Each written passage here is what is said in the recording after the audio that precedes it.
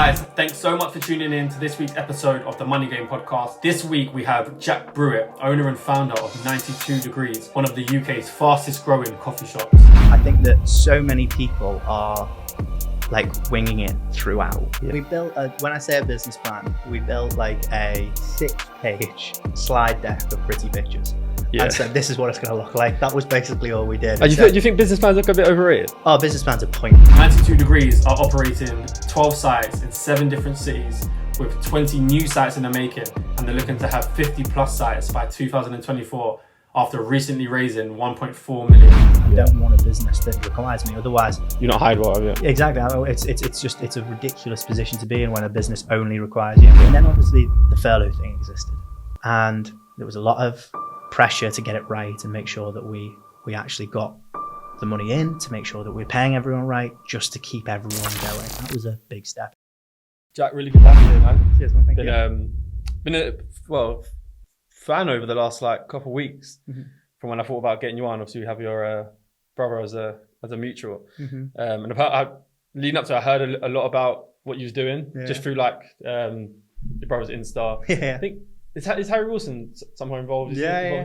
So I've seen it through him, and he always reposts some things. So I've seen a few. Then over the last couple of weeks, really I wanted to get you on, and then I really started looking into things. It's an amazing story, man. The way it started was is really interesting. So good to have you on. How's everything going? Yeah, very good. It's nice to be here. So yeah, it's all well good. It's quite busy at the minute. It's like one of those things you just feel like with everything going on at the minute, it's it just feels like I'm constantly running around. As I said before, I'm constantly in my car going from city to city, looking at new sites, seeing new opportunities. But it's all good, all very good. So is that where you're at now? Is that kind of what your day involves, looking for new sites? Yeah, we have agents and stuff that work up and down the UK. So we have people based up in Scotland at the minute who are we have a plan there to get to 5 sites by the end of the year. We have people then in the north of England similar, and down in London as well similar. So there is there are people doing it, but then they sort of narrow them down to sites that they think will be a perfect fit for us. Yeah. And then when they say, all right, Jack, this is the one we need to go to, then I have to jump in the car and go and have a look. And then that's when the negotiations start, really. Yeah. So I spend a lot of time doing that, but then obviously just going around from city to city we operate in to see if there's any improvements and other opportunities we can sort of jump on, really. Yeah. So first site was Liverpool, right? Yeah. That's where you're from? Yeah. Absolutely. What part are you from? So right in the centre. Okay, literally cool. Right in the centre, yeah.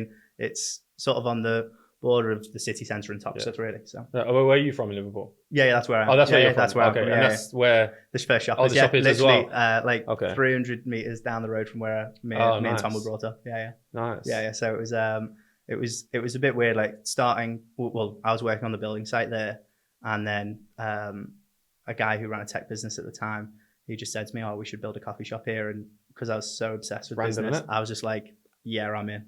So right. And so he what was your relationship? Basically, it was a weird one. So I was in that building. I was working on that building site, sort of trying to think of an idea of some sort. Yeah. And he was in a business idea. A business idea, yeah. Okay. And then him and 2 business partners walked in and said, "Oh, we're looking for an office." And I said, "Well, I'm kind of working on this building site. I'm sure I can help in some way." Right. Anyway, 6 weeks later, they'd moved in with this beautiful office that I kind of worked on.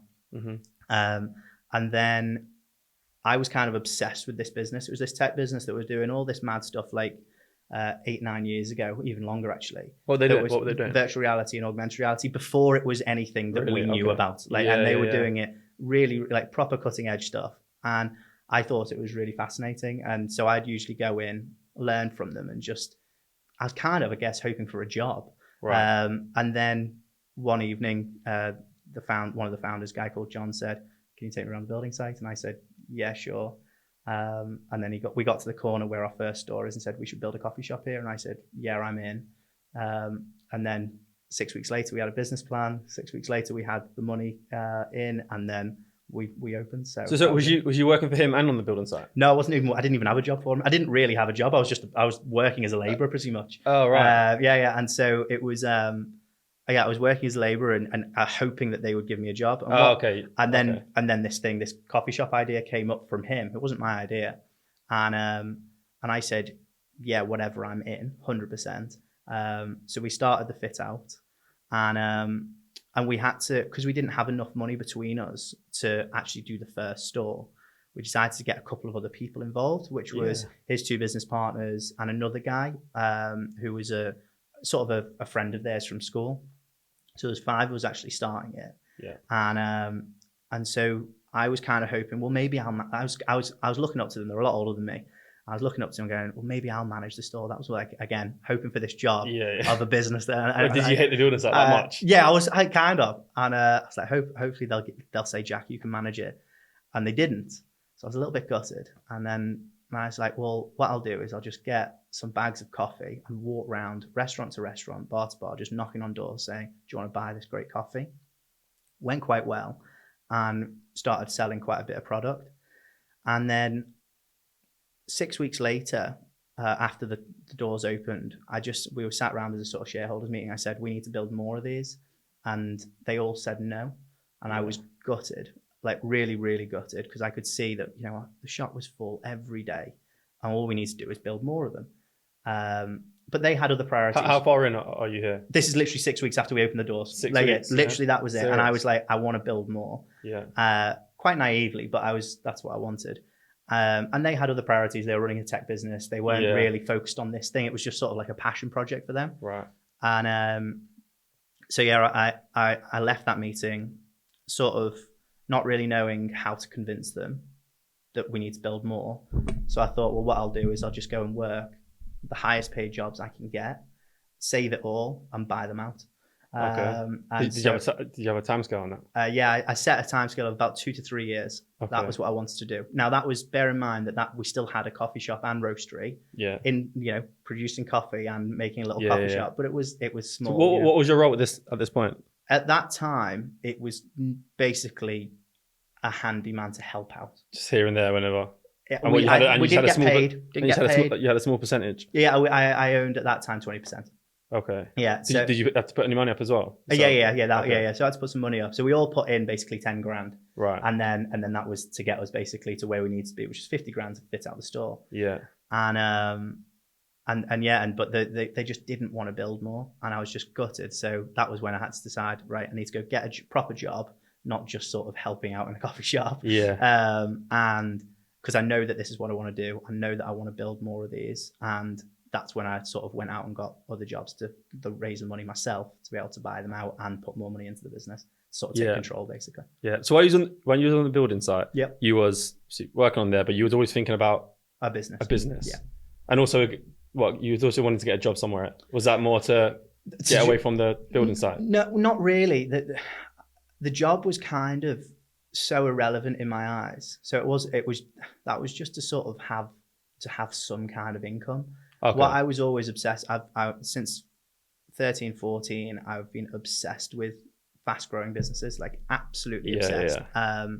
And so I've always wanted to be involved in a fast growing business. If that was my business, great. If it was just being part of it, also great. So that's why you wanted to go with a tech company. Exactly. I could see the excitement of it. Yeah. And that, when I eventually did so my first job of sort of this 2 to 3 year plan was working for them. So they saw that I was a good salesperson. Yeah. So they brought me in and said, can you help us raise money?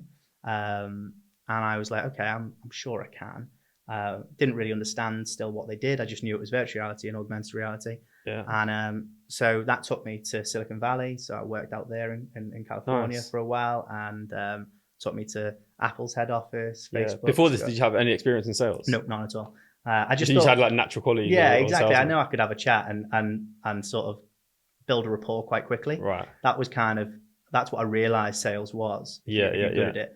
And so went out and just started selling, and that was what led me on to pitching at Social Chain, obviously not far away from here. Yeah. So I pitching to them for investment, and then I ended up getting a job there. And then that was again that sort of sped up the time scale of money earning to be able to leave that job and then do what I wanted to do with 92.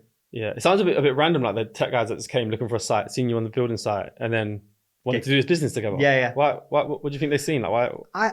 Did you question that at the time? Like, why? No, I think to be honest, they kind of thought that because I'm working on the building site, I can kind of help them. Okay.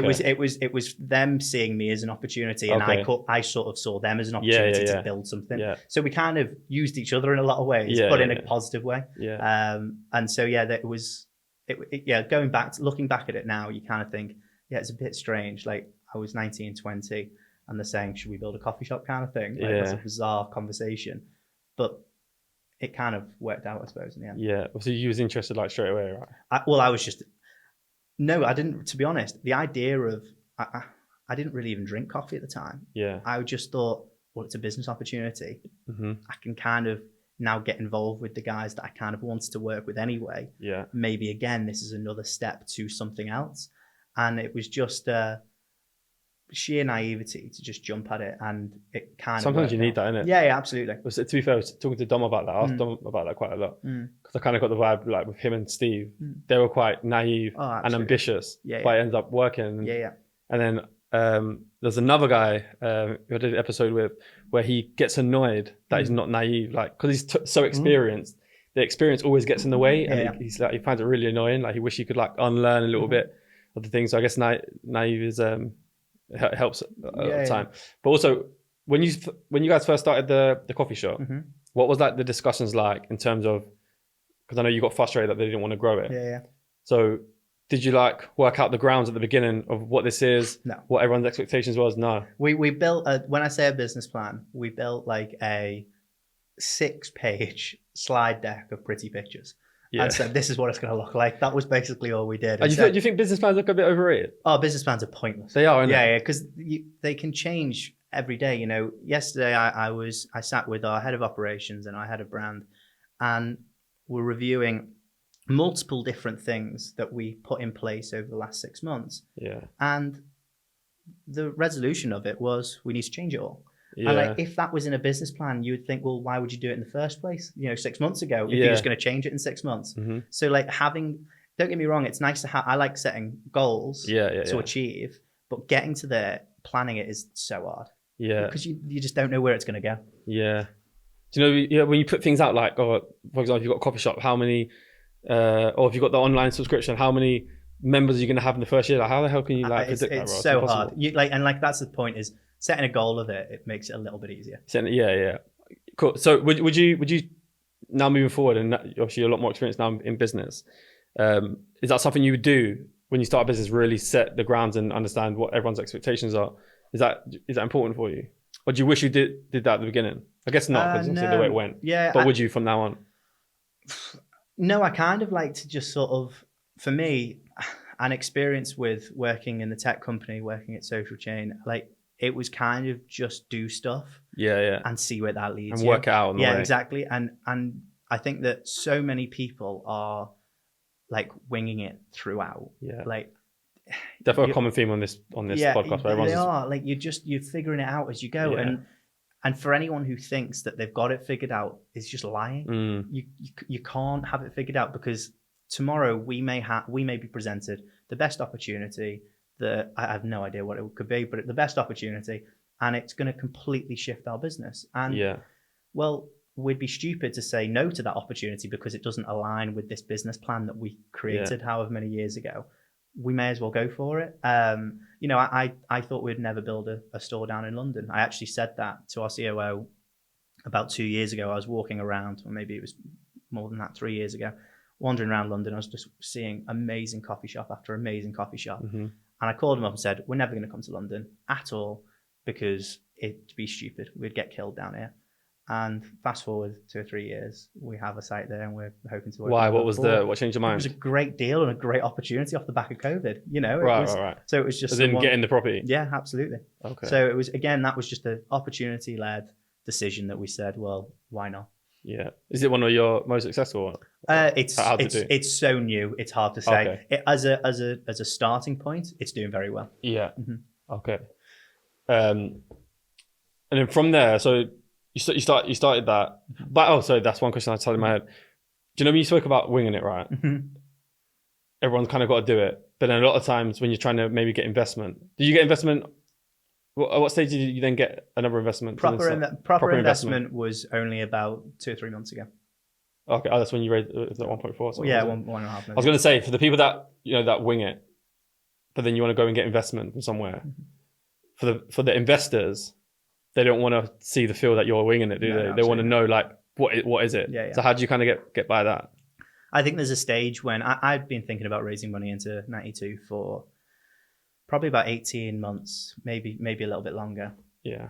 And because there's a point when you go, should we just supercharge this now? Should we just hurry up and build faster? It's all well and good as going from month to month, making a profit, using that profit to build more and go again. Like, that's fine. Yeah. But then there's also a part of you that just goes, wouldn't it be great just to have a pot of money that you can just build from and have an operation that is just profitable on this side? Like, keep this profitable, absolutely, but use this pot of money from other people to be able to build faster.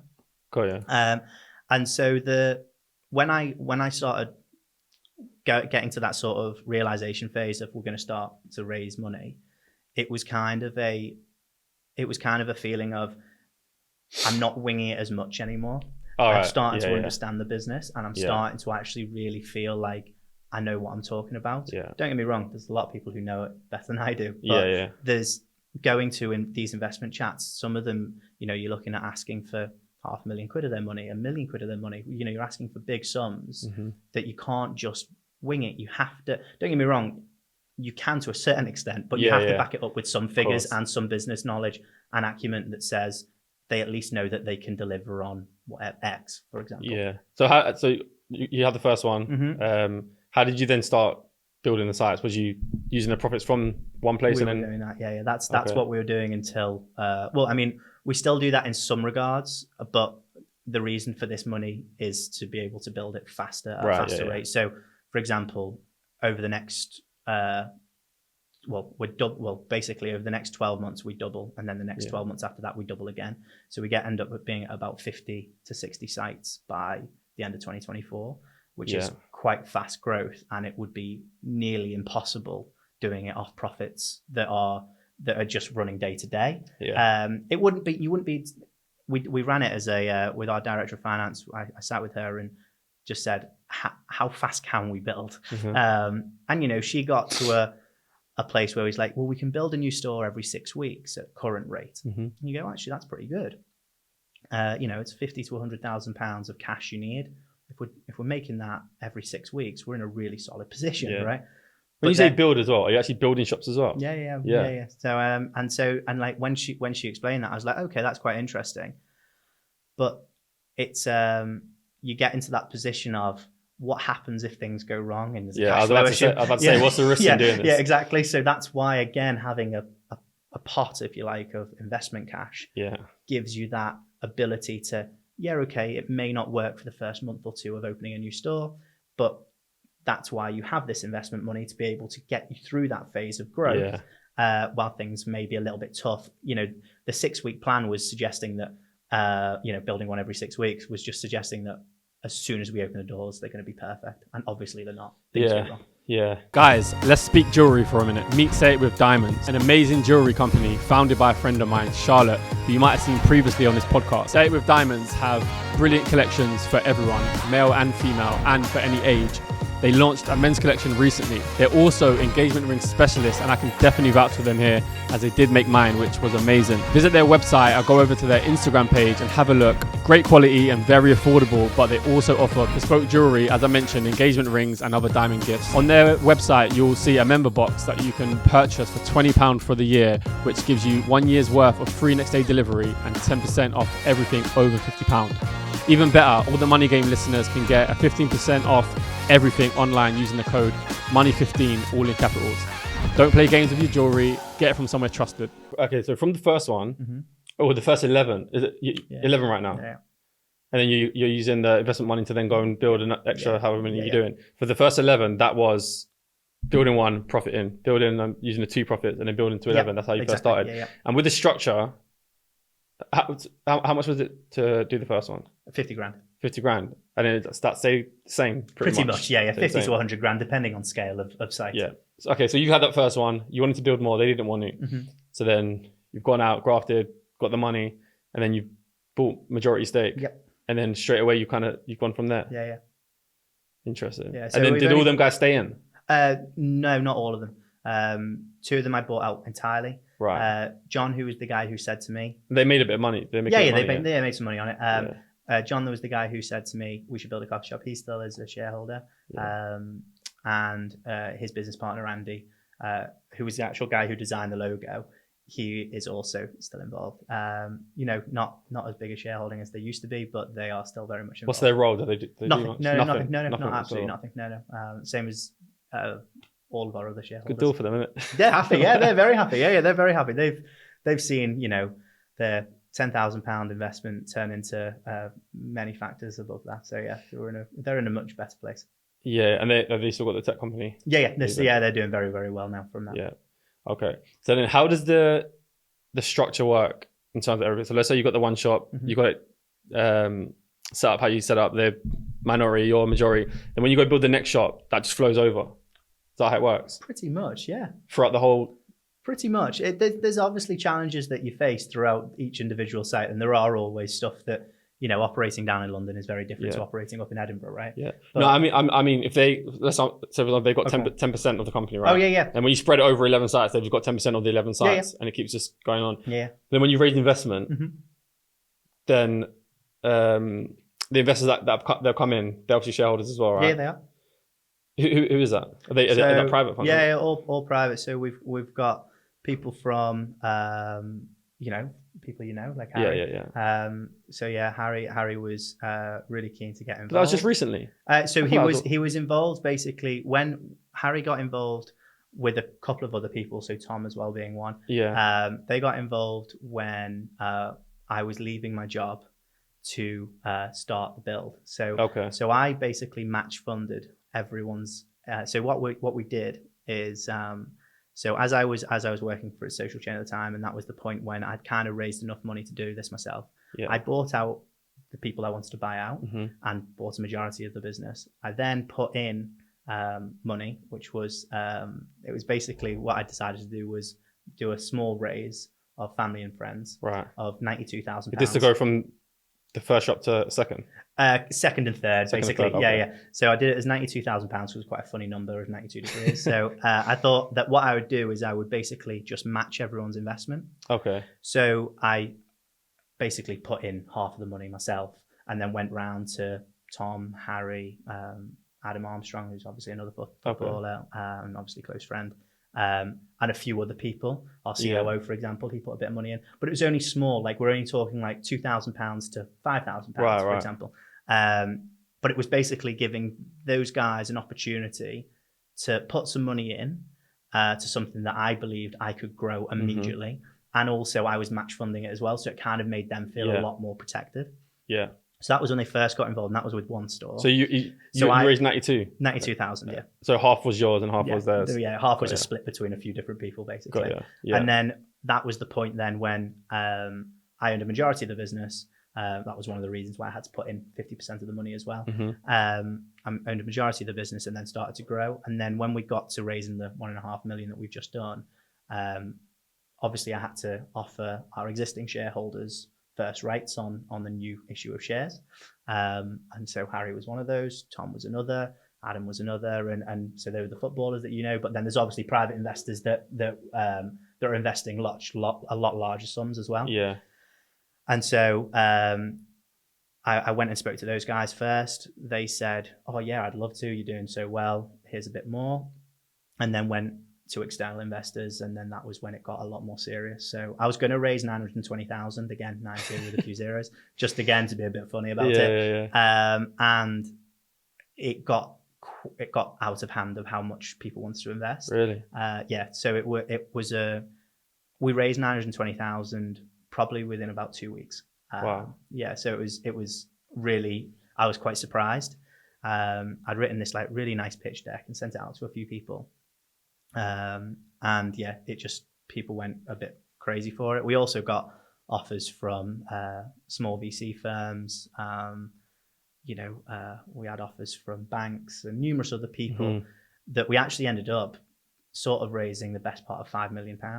Right. But what I decided, I sat with my dad and said, "Dad, I don't think I'm ready to take on that kind of money yet. Yeah. What do you think I should do?" And he just said, "Right, write them out, and the people you want involved, give them a tick. People you don't want involved, cross them off, and that's why we landed with about 1.5 million. All these people that were that wanted to invest, did you reach out to all of them, or were they coming in? A bit of both. So like there'd be occasional people that would reach out, which would usually be sort of in the region of sort of 500,000 to about 1.5 million of investment. So like they were small VCs basically, and then some of the people that did actually get to invest were people that have been advisors to me for a little while now. So one lady, for example, I was so pleased that she did invest. She was the only female franchisee of Costa in the UK. She sold for millions of pounds a couple of years ago. And so she decided, she said, yeah, Jack, I'm in immediately. Yeah. So she pretty much transferred the money over the phone. Really? Yeah. And so there was a few people like that I wanted to get involved. But yeah, there were sort of slightly bigger institutions that wanted to put more money in, and it was not right for us to do so. Yeah. So how much of the company did you have to give away for the investment? So we gave away about just less than 15%.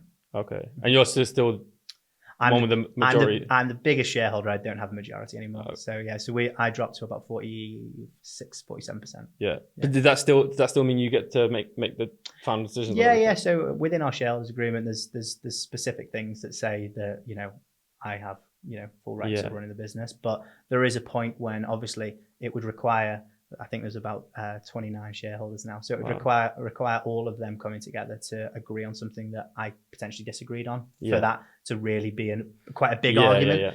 The chances of that happening are quite slim, but obviously I'm not perfect. So there will be things that I do kind of have to listen to them. Of course. And I do also run things past them. So yeah. There's lots of them that add huge value to the business. I'm not saying Tom and Harry necessarily are, but they can add value in certain ways. Yeah. But there's people who have actually worked in the industry that I want to ask that the question. That you can lean on when things go wrong. Yeah. That's amazing. Where would you say is right now is your best site? I would still say I'm probably a little bit biased to this, but our first site in Liverpool.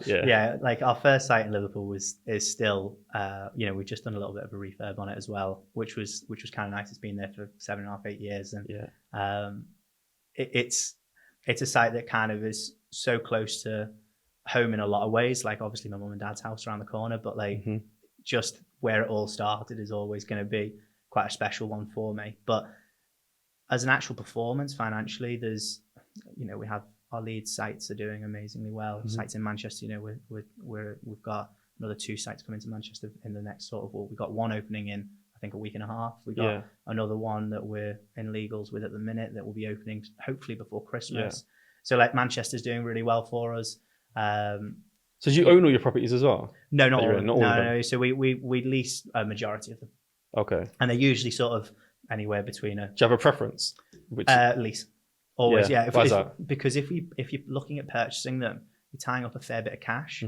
So say we're buying a property for £1 million. Well, within £1 million, you actually, instead of spending £1 million on buying the property, don't get me wrong, it's great for a balance sheet and asset list of things that you've got. But as a business that's wanting to grow, you've just tied up £1 million. Yeah. So that builds you a minimum of 15 sites with a lease, okay? And that 15 sites, in the grand scheme of things, could generate you, easily £3 million a year. Yeah. So you'd rather stick with leasing unless there's a property that's kind of one that maybe not necessarily the best trading coffee shop, but you think it's an area that's going to increase in value, and you may as well just purchase the building at that time. So you are like in an extent playing a bit of a property game at the same time. It's sometimes, you feel like you are, but like I say, the majority of it is leasing. Yeah. And I know your dad's into property, isn't he? Yes, yeah. So that's obviously you lean on him quite a lot, right? I did at the start. Of information. Yeah, I did at the start. I think he's always very busy. Like it's sometimes quite hard to nail him down for some things. Like I'll ask him a question, he'll just send like an emoji back, and you're like, that doesn't help anything. So he's but with his property experience, like it's. It would have been really hard early on, like taking on those second and third sites. Yeah.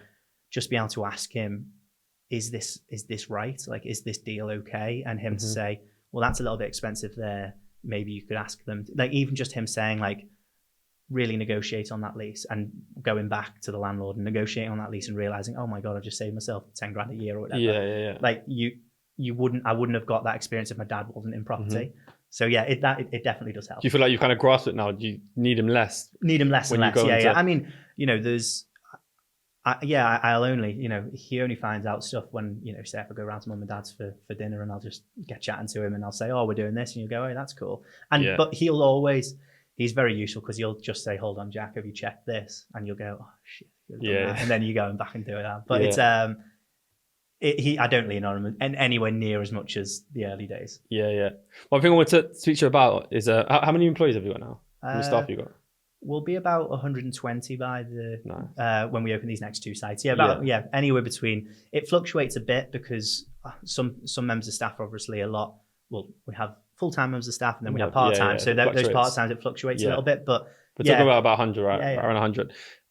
How have you found like the hiring process? It's always tough.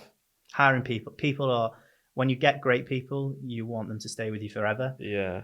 But you also get bad people, and you want them gone as fast as possible. Yeah. And dealing with that sometimes can be tricky. But hiring wise, we have a really good hiring process. The operational team, there's 3 guys that just run that so well, and that's where a lot of the hiring comes. Senior hires will usually come through me anyway. Because I was one thing I've kind of picked up on, maybe like when you're starting a business, is, and especially maybe for someone like a sports person, for example, who wants to start a business, because obviously you're playing as well. You haven't got a lot of time. Yeah. And I heard you speak about this a little bit, and I've heard a lot of other people speak about how important it is getting like the COO at the beginning, and then kind of working down from there. And I think that's kind of what you've done, right? Yeah, absolutely. Right. How did you come across yours? Yours is our COO is basically, he has become a close friend, and like an older brother in a lot of ways as well. Yeah. He weirdly lived 2 doors down from my mum and dad, and he's 10 years older than me, so probably saw me as a baby sort of playing out in the front or whatever. Yeah. And he came, so he worked at multiple different businesses. He worked at Apple, he worked at Cafe Nero, he'd worked at numerous places, SSP, which is a huge sort of franchisee business. Right. So he'd worked in lots of different parts of retail, really understood it. And when he came to the business, literally just turned up at our first store before we opened, and just said, can I be a barista 3 or 4 days a week? I don't really want much more than that, because I'm running my own thing. And we were like, yeah, whatever. He had such a great CV, give him the job kind of thing. Yeah. And he was just better than everyone. He was better than all of us in seconds. So he just took over and was managing it. Yeah, absolutely. He was managing it within weeks. Who was doing it before? Who was managing it before? One of the shareholders that I eventually bought out. Oh, okay. Yeah, cool. And so he just took it on himself to just make it his own. And probably a couple of years later, I said to him, do you want to build this with me? Like, you run this business pretty much, you know. How many stores did you have at that point? One. It was only one. Only one. Oh, you had that for a few years, right? A few years, yeah. because you had to go away and... Yeah, absolutely. And so I said to him, I was like, I'm going to try and raise some money. It's going to be mainly me, but I'm going to get a few other people involved. You can be one of those people, and then we can build this thing together. And when I said it to him, I didn't realize until later on that he was actually thinking about sort of leaving, because he was a bit bored of just being in one shop. Like, he can do this with his eyes closed. So by me telling him that, he was made up and then said, well, yeah, I'm in. So, and then from then he's just gone from strength to strength. What did you want his role to be? At the time, it was kind of, we just made it up. Like, it was operations manager, it was operations director, it was managing director. He's had multiple roles. So would it be him like bouncing across sites, making sure everything's running smoothly? Yeah, that was basically the start. And then it's sort of progressed now, because we're funded for the next couple of years on quite a fast growth phase. He looks at all aspects of the business. Operations obviously is one, but new opportunities is 2, staffing is 3. Like, he's looking at a lot of stuff. And so he adds infinite value. Yeah. And how would he have become like a shareholder? Did he have to put money up, or did he just have sweat equity? No, he put some money up as well. He did. I've never ever done any sweat equity ever. It's always you're purchasing, so you feel like you're in, and there's a risk for you. And that's Is that why you do it? Yeah. Type of skin in the game. Yeah, exactly. And I think you have to feel that risk that you could lose that money. Yeah. It makes it feel different than, well, I'm just going to work year on year and get some shares. I know that you may be working for a slightly less salary or whatever, but if you've actually put money in, that is a proper gamble. And that is what I think starting a business or being involved in a growing business is about, really. I really hope you're enjoying the show. I would just like to ask for 1 minute of your time to tell you about my sponsor whose support makes the show possible, CPC Finance. CPC Finance is a finance broker that specializes in sourcing and packaging a wide range of property funding. You name it, from buy-to-lets to commercial properties, auction investments, property developments. They are everything you'd want as a finance broker working for you on your property deal. They're extremely experienced. They know their market extremely well, which means they can move quickly. They're on the ball. They've been in the game for 30 years, which has enabled them to, one, build very strong relationships with a variety of lenders, which as an investor is super important, especially when things don't go to plan. Deals in certain situations aren't straightforward, which is often the case. They are bespoke specialists. And two, they have a brilliant understanding of all types of property investing. They know the strategies, they understand deal structures. There isn't anything these guys haven't seen, they're seasoned pros. So if you're someone looking for property finance of any kind, go to cpcfinance.co.uk, and on the homepage you can schedule in a call at whatever time or day suits. But if you're starting a business like that, you have to say maybe your specific one, but starting a business like that, or someone starting a business that gets like a CEO in, obviously you give them a percentage of the business, give them like an incentive, right? They put some money up. What kind of percentage do you give someone like that? It's tricky. I think that it's, I've never ever. Yeah, how do you work that out? Yeah, again, it's so hard. Like I've never owned 100% of 92 degrees. Yeah, like I never will. Like that's what's also mad. And unless I, fall into a lot of money that I can just buy everyone out, it's probably unlikely. Yeah, okay, because you want to do that anyways. I don't think so. Yeah. I think there might be a point when you really explore other opportunities, but really, I'm never going to own 100% of the business. Yeah. So it makes that question quite hard for me. Right. But from speaking to some of our investors and advisors, one of them was telling me like he's given away like 15% of his business in sort of a sweat equity kind of thing. Yeah. Which is kind of mad if you think about if you quantify that as a value of an exit in numerous years, like you do realize like that is a lot of money. Yeah. That's a lot of money just to be handing out. Yeah.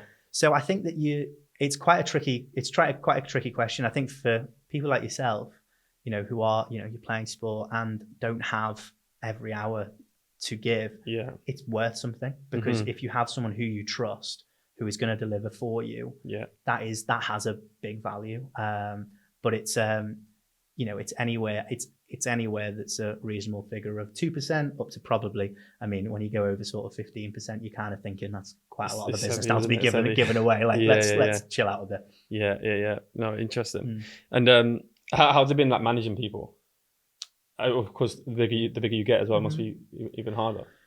Yeah, managing people is always hard. I think I learned a lot from my time at Social Chain with that.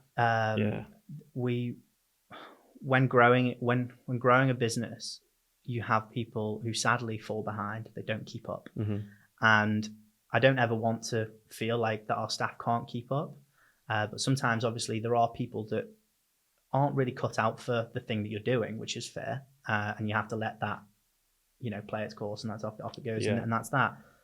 But when you have people that are running with you, it makes life so much easier, and managing them, they end up really managing you, like how you're steering the ship. Like they advise you on that. Right. So like a lot of my senior team now, they will come to me with stuff, and you go, oh yeah, you've just given me the answer. I'm not managing you. You're actually telling me nearly what to do here. And they just, by giving me all the information. So early on, managing people was tough, really tough. And it was quite hard being someone who was young and younger than most of the people that work for me. And what they saw was, I'd sort of swanned off to Manchester to get paid loads of money and then kind of just take control of the business. So in their eyes, you can kind of think what they would think of me. Yeah.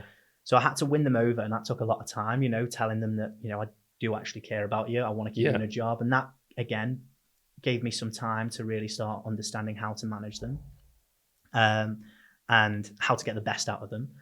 But I think that as we've grown and got to a certain level now, managing people becomes a lot easier if you're surrounded by people who are running in the same direction as you. Yeah. And when you have disagreements of the direction of the business or whatever, the management of that can be the hardest thing, and it takes the hardest amount of time. Like that takes the most amount of time to deal with. Yeah.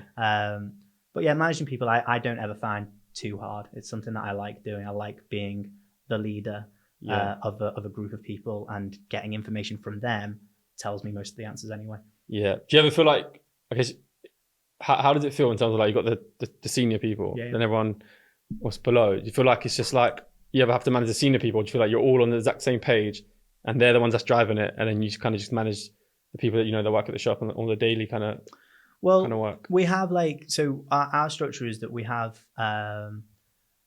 myself and our COO, and then we have a director of finance, and then we have a full operational team that sits sort of underneath those three people that I mentioned. Right. And the operational team deal with different parts of the business. So some will deal with the 50 to 100 staff that we have in stores. Some will deal with our roastery production and importing part of the business. Some will deal with the branding and marketing side of it. Some are just within the finance team. And so managing those people is really straightforward for myself, because it's quite a small-ish team. It's no more than 20 people. When you start to go into the nitty-gritty of the business in the frontline team, that's a lot harder. So our head of operations has a really tough job, because she's managing area leaders who will look after specific areas. So if it's the north of England, if it's south of England, if it's Scotland, whatever. And then they have teams as well that are feeding into them. And so that part of the business it's a lot harder managing that side of it of people, because there's always an issue.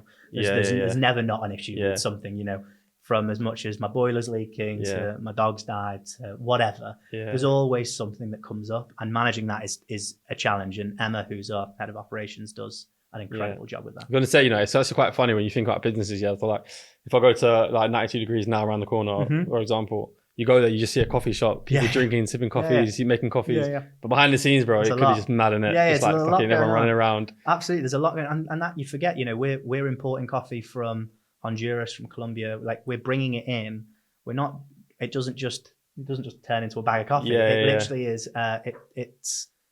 There's a lot of production that happens even before it gets into your cup. So we have to bring the beans in. We then have to roast them. We then have to bag them. We have to ship them. So we've got vehicles moving stuff around all the time. Right now, there'll be stuff getting moved. And then that gets you to the stores. And then that's when a customer walks in and says, "Can I have an Americano?" And that's when that operation starts. How do you cope with things that are just like so new to you? So for example, when you started the store, you had a good quality, you could deal with people, that kind of thing. But when you're talking about like going and importing coffee in, you obviously know nothing about that whatsoever. So at that point, is that something you just had to learn quick, or would you then try and find someone who knows more about it than you? Oh, we absolutely look for people who knew more than me. Yeah, straight away, as soon as possible. I've done that with everything. Yeah. I've never ever thought that I know more than anyone at any specific part. I think one of the things I start to realize, and I don't know who explained it to me, I think it actually might have been Steve from Social Chain, was he realized as we were growing, and he said it in a video that I once watched of him, as that he said, like, he realized that his job is just picking the team. Just pick the best team. And that doesn't mean that you're the best footballer. That doesn't mean just pick the team, be the manager and pick the team.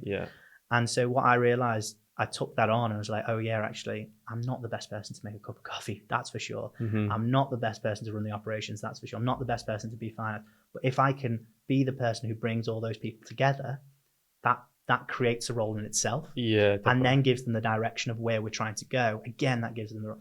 So absolutely, any time when we've been going on to a new challenge, it's find the best person we can afford at that time and bring them in. So would you say that's kind of like your specialty now, just like bringing people together, forming a team? 100%.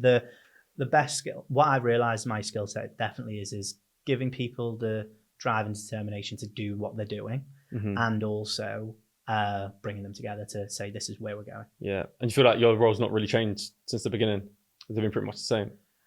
there's things that, like, when we were 1, 2, 3 stores, I've been delivery driver to electrician, really bad electrician. Like, so I've done all of those jobs, very badly.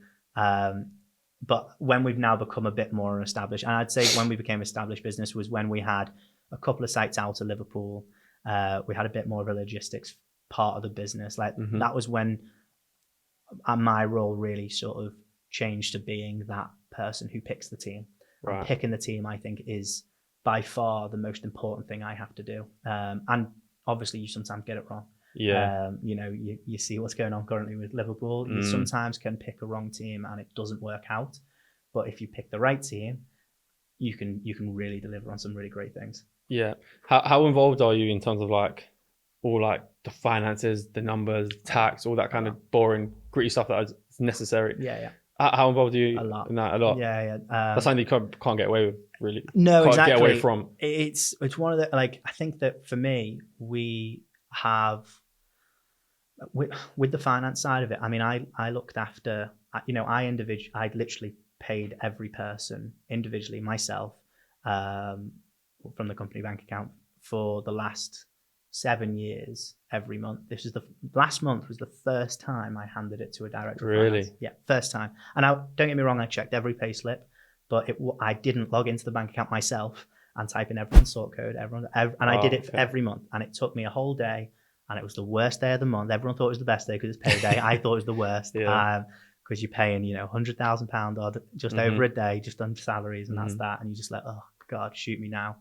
And this was the first month that I actually passed it on. Now, going back to your actual question of how much you're involved in it, I still, like I say, go through every pay slip. I still go through every tax return. I still go through every payment. I sign off every payment. Is that just an obsession to make sure it's right? Yeah, absolutely. And one of the things I found that I was quite good at is how I moved cash around in our businesses. So we have a group business that is made up of between 50 and 20 limited businesses, right? Yeah. And so we're moving cash between them quite regularly. We have our roastery business that sells coffee to our own coffee shops, for example. We have a management business, the fulfillment business. We have lots of things that are doing business between ourselves. Yeah. And what I realized, I was really good at managing that. But obviously it gets to a point when, we have a finance team of 4 people that are working. Give it to them, let them do it, because they're probably better than you. It was just, I was so obsessed with it, and I loved it in a lot of ways, but I was, it was kind of like, I just had to know where every penny went. And I did know for a long time. Now I don't know as much, but I still would back myself on, if I see £110 go out at this point, I probably know what it would be for. If it's 50 quid there, if it's 10 grand over here, I'll know roughly. I'm not doing it personally anymore. Yeah. Talk to me about the pressures of knowing that you you got to pay everyone. You got people that obviously work and their livelihoods depend on it. Do you feel that pressure? Yeah. Yeah. I think it's I only over the last sort of 6 months or so, I think it's really caught up with me. And so I think that the pressure that I think over COVID, it was tricky, but it was also, we got a helping hand with. How many stores did you have through COVID? We had, we actually, when we went into it, 4.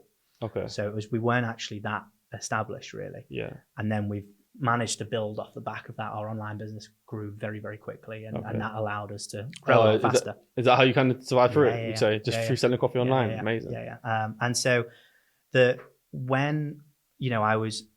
when that happened, it was kind of like, I don't know how we're going to pay everyone, obviously.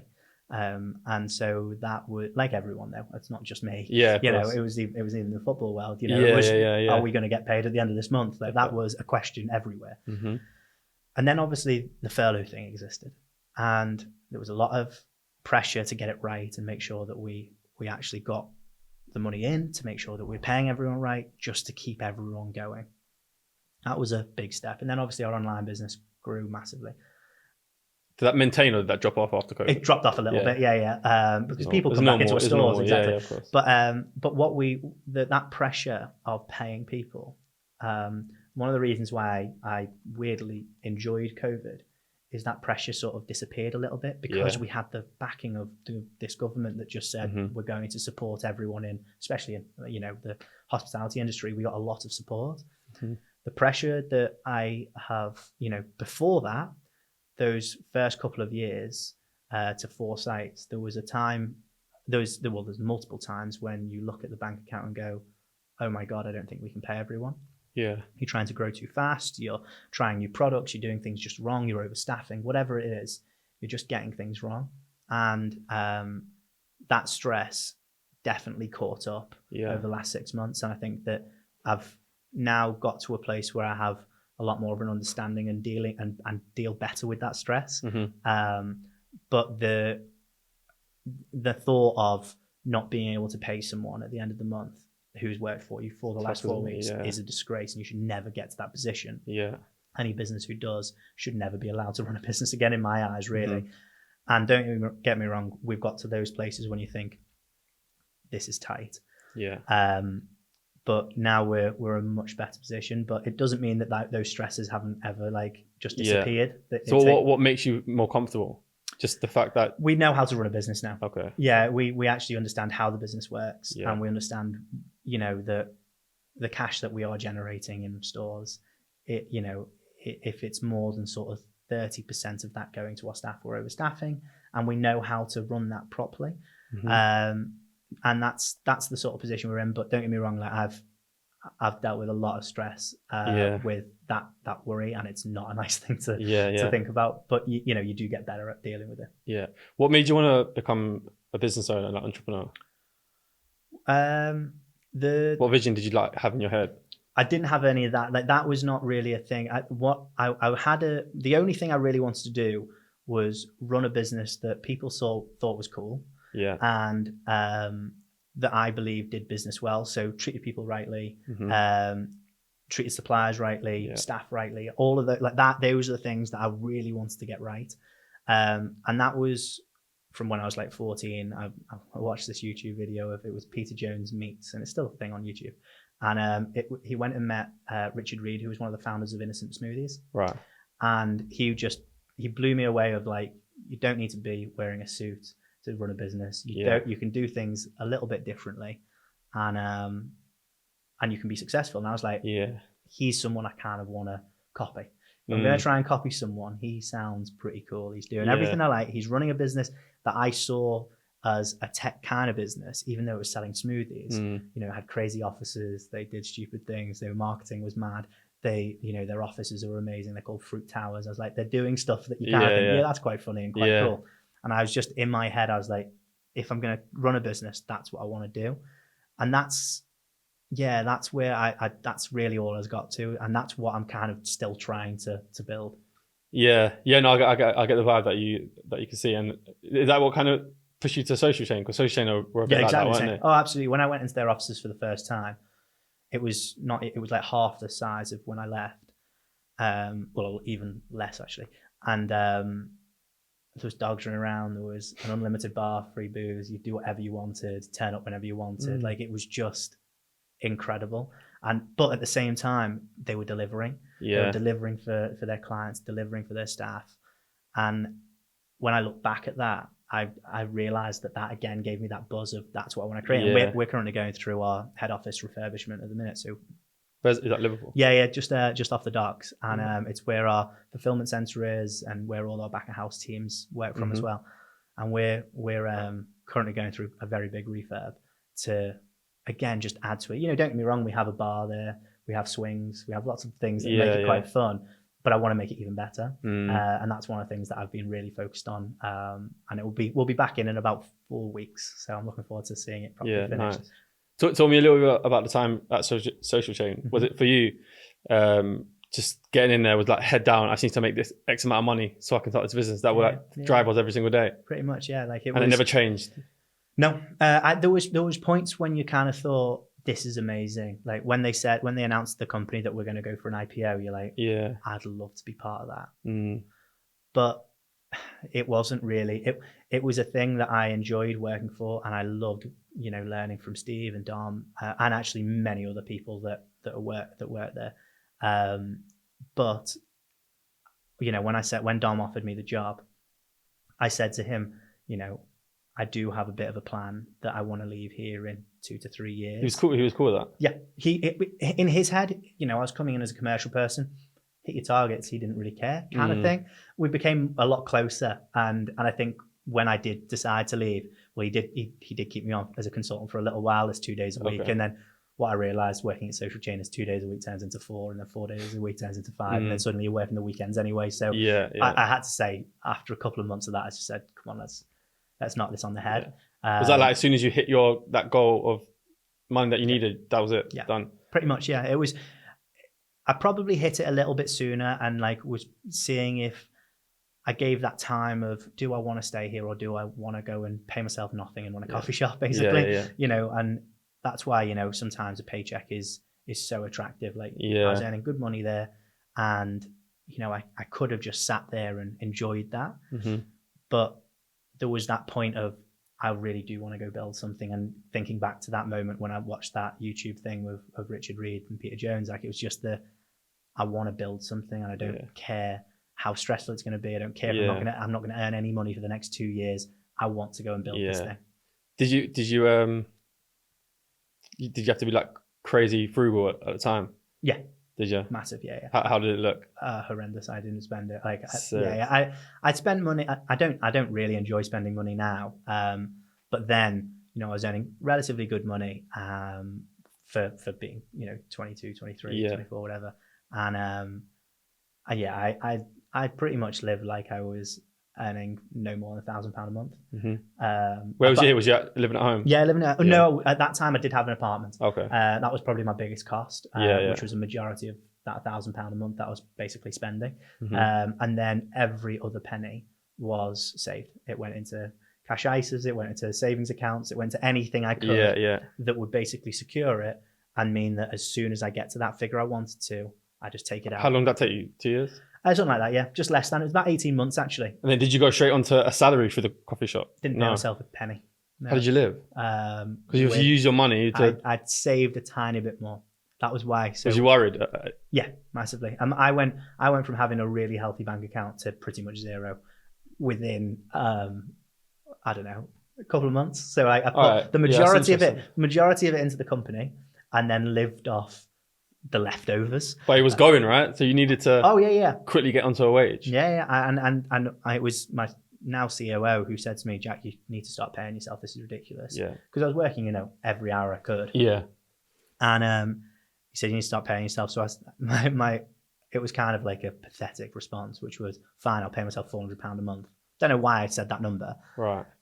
And I didn't realize that, because I was in such a privileged position working at Social Chain, I was like, in my head, I was like, oh yeah, you don't need that much to live off.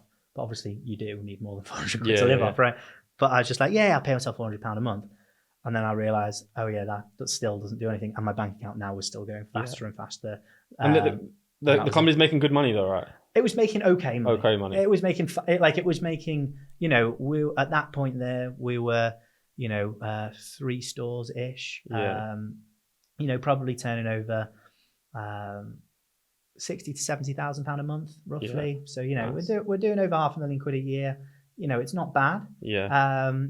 Profit on that, you're probably looking at 50 to 70 grand a year net profit. So it's a good business. Don't get me wrong, but it's quite hard to say, oh well, I'll take £25,000 a year salary to start with, for example, or whatever number it is.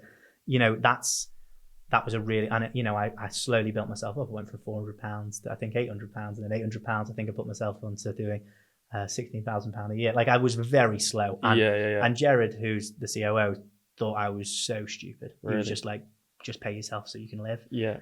But because it's your baby and because it's your company, I get it. Yeah, I've only had that focus for the last 2.5 years. The reason why I drove to Manchester every day and worked quite hard to get that money. I didn't want it to come back to me. I was just like, no, keep it in the business so we can build something. Yeah. So at the time, obviously, you wanted to be involved in something cool. How much was you driven by in the long run, I guess, because at the beginning you didn't care, but was you driven by money and profits? Only. And is it still something you're looking towards in the future? Like I've been very frugal. I've built this company. One day I'm going to get. Is that a drive for you? No, that's not. No. No, it really isn't. Like I see profits as a successful year. Yeah. I don't see profits that change my life. So really? yeah.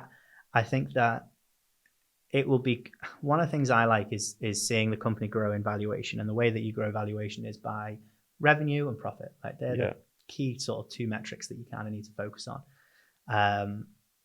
And so that's sort of how I see success. And driving value isn't for me to then sell it all. Driving value is just, again, another thing that I think, yeah, that's pretty cool. You know, everyone, cool. Yeah. Everyone sees Gymshark. They've, value of 1 billion or whatever. Yeah. The reason loads of people like you or I will think that business is cool is because it's got a value of 1.5 billion quid, right? Yeah. So how I see is sort of building something cool is by, let's see if we can get there. Yeah. Like, how do we get there? What do we have to do?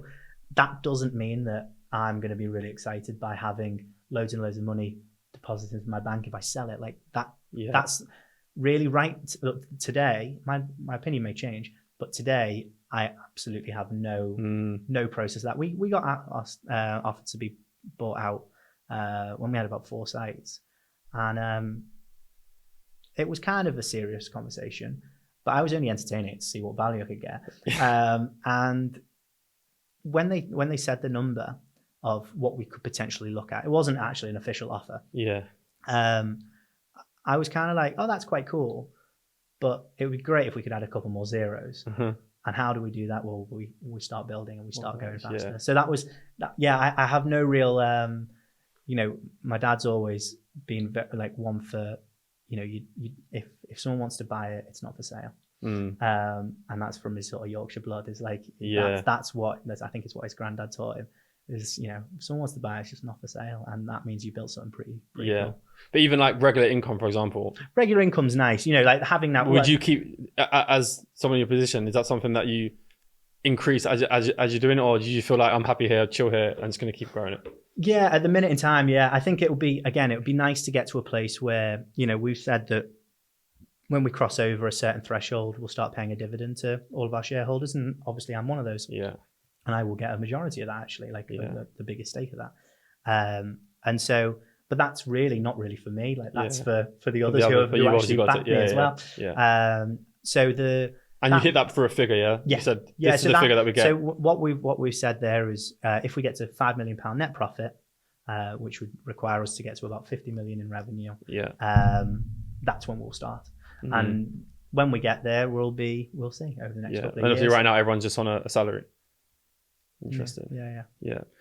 What is the freedom like for you? Sometimes great, sometimes excessively distracting. Really? Yeah. How do you mean distracting?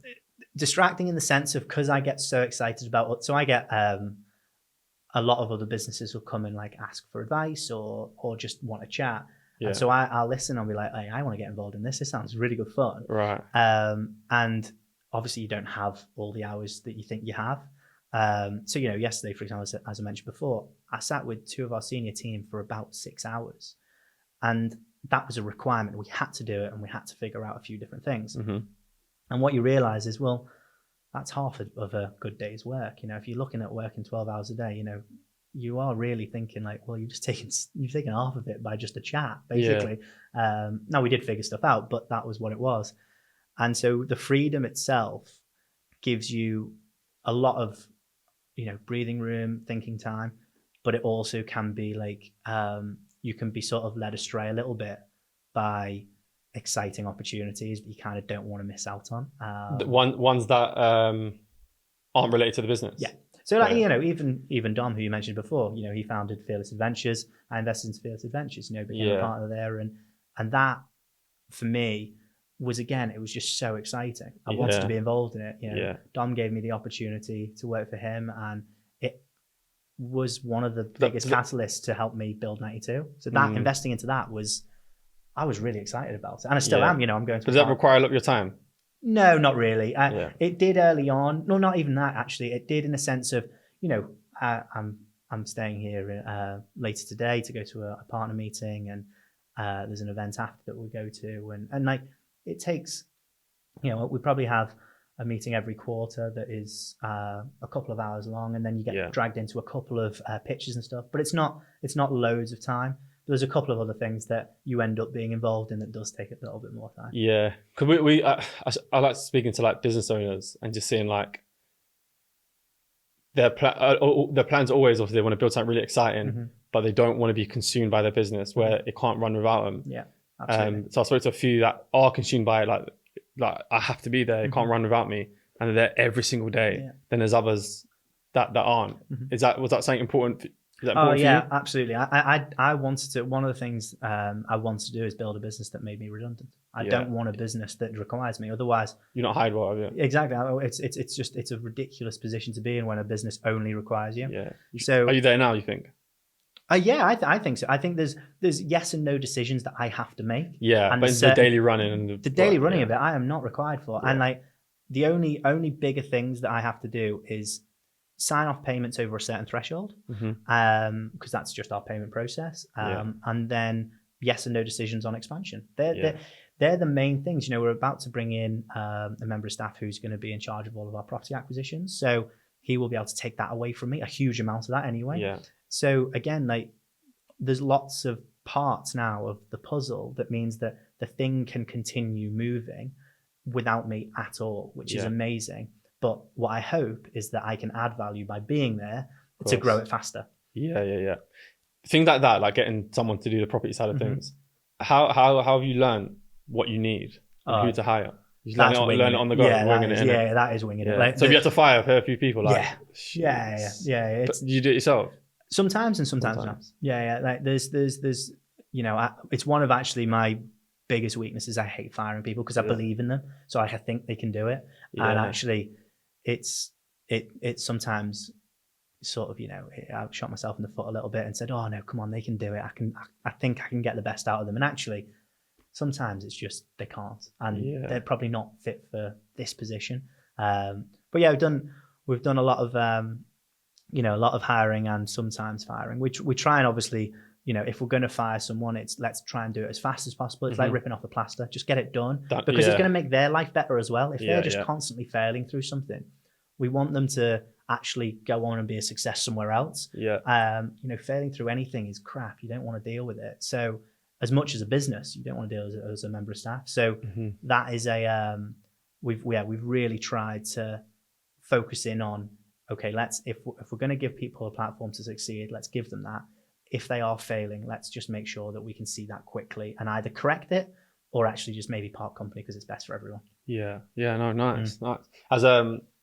As Tom showed much like interest in it, in terms of like business, has it kind of inspired him a little bit to I think think about so. anything? I think he is. It's weird with Tom. Because obviously, as you know him, he is so focused on football. I mean, as you all are, you have to be where you're playing. You have to be focused. It's that is it. I think that he enjoys chatting to me about it, and I think he enjoys. He's very, very keen on making sure that I always have ham and cheese toasties in. And that's one thing he's always very keen on. But yeah, no, I think he does. I think with time, you know, as his football career goes, wherever it goes, you know, if coaching didn't work out, because I think he will want to go into coaching for sure. You know, football has been his life, as it has been with all of you guys. Like, it's been his life throughout, and I think that he will want to continue that. Compared to others that I know don't want to. You know, they get to 35, see you later, that's me done, and move on to something new. I think Tom is quite focused on moving into coaching, but if that didn't work out for some reason, I think he'd be a very good business person because he's so sort of focused in on what he has to achieve. Yeah. No, I love that, man. No, that was an amazing insight into obviously what you do. We'll finish off on a quick fire round. Okay. Just to get your take on a few things. Who has got the best coffee, Starbucks or Costa? Starbucks out of those two. Starbucks out of those two, definitely. No two ways about it. They started as a business that sold great coffee. They've lost it a little bit as they've grown as a business, but that is definitely out of those two. And if we throw you in there, then we completely annihilate both of them. Really? Yeah. So you feel people that would choose Starbucks over you usually would just be, you think, more out of the brand? The quality of coffee is obviously you have better control of it because you're not as big. Yeah. I think that if people are choosing Starbucks over us, that'll be a brand loyalty thing. Yeah. It'll be a Or knowledge knowing of what the you brand. get. Yeah, Just knowing what absolutely. you get, isn't Yeah. it? Sometimes people don't like to try something new. Yeah. And what we try and do is just encourage them to try something new because there is other options, and we are one of many, many hundreds of cool coffee companies that provide something different. Yeah. What's the most popular coffee order that you get across the board? Flat white. Flat white? Yeah. Is it? Yeah. Interesting. It jumps between, there's sort of four main ones, which is an Americano, then you've got flat white, latte, and cappuccino. They're the ones, but it fluctuates between them. But I think at the minute it's a flat white. Yeah. So I'm vegan, right? So this is an interesting question. Mm-hmm.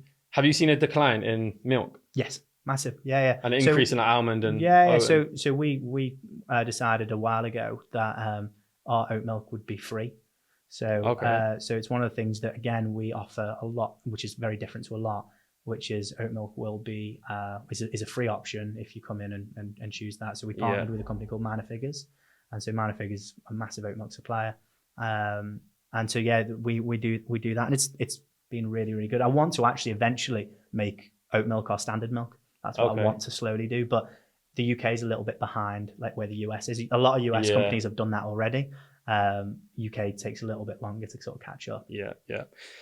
What's the biggest risk you think you've taken in business so far?